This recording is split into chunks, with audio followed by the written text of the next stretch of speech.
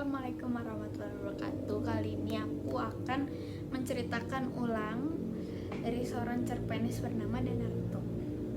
Gottlob merupakan cerpen pertama dalam kumpulan cerpen Naruto berjudul sama dengan judul cerpen itu. Gottlob tidak membicarakan dunia mistik dan kebatinan, hanya saja mengupas masalah kematian. Walaupun dalam cerita ini bukan sebagai upaya untuk meninggal dengan Allah, melainkan kematian yang datang setelah adanya pembunuhan oleh manusia.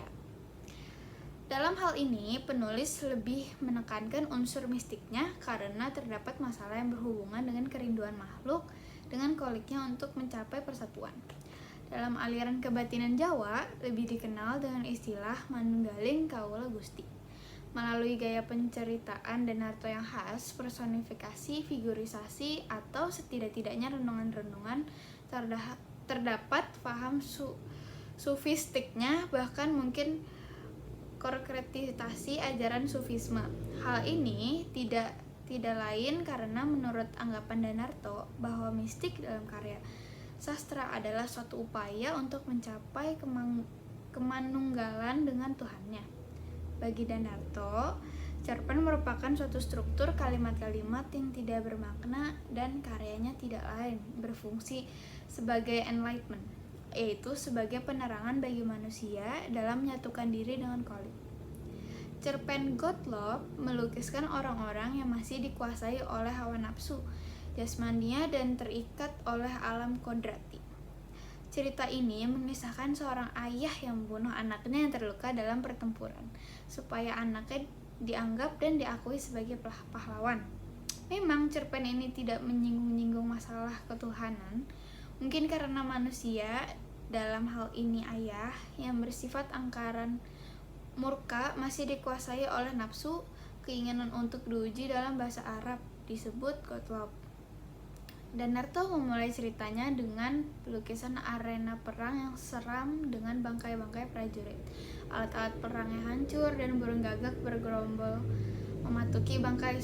Suasana ini menggambarkan dengan jelas dengan perlambangan yang konkret sehingga indera pembaca, mata, telinga, penciuman, dan syaraf gerak dapat mengikutinya.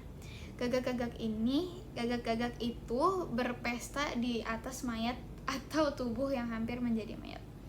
Gagak yang melambangkan keserakahan dan mengambil keuntungan di atas peperangan itu menyarankan kepada tokoh utama cerita ini, yakni sebagai seorang laki-laki tua dengan politikus. Orang tua itu bernafsu mendapatkan penghargaan atas kematian anaknya yang dibunuhnya sendiri, namun hal itu ditentang oleh bekas istrinya. Istrinya ditampilkan sebagai lambang kejujuran yang berani memusnahkan kebohongan. Tokoh lain ialah beberapa orang politikus yang barangkali melambangkan orang-orang yang pandai menggunakan kesempatan. Anak orang itu melambangkan orang yang pasrah kepada nasib. Sikap pasrah itu dihubungkan dengan sikap tentara yang percaya semuanya kita sudah diatur. Dalam cerita ini disisipkan perbandingan antara politikus dan penyair di dalam menghadapi kesengsaraan orang lain.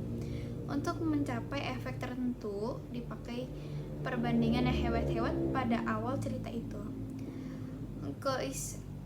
Keisangan orang tua itu digambarkan dengan sikapnya pada waktu berbicara di hadapan anaknya yang hampir mati.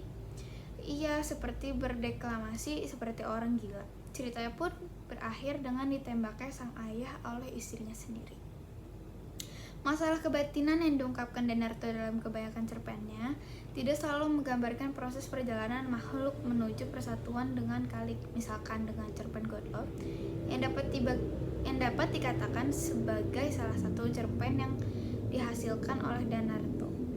Gottlob jauh dari namanya dunia mistik dan dunia kebatinan. Cerpen ini juga tidak terlalu banyak menyinggung masalah ketuhanan. Meskipun begitu, masih disinggung juga tentang kematian. Oke, sekian dari saya. Terima kasih.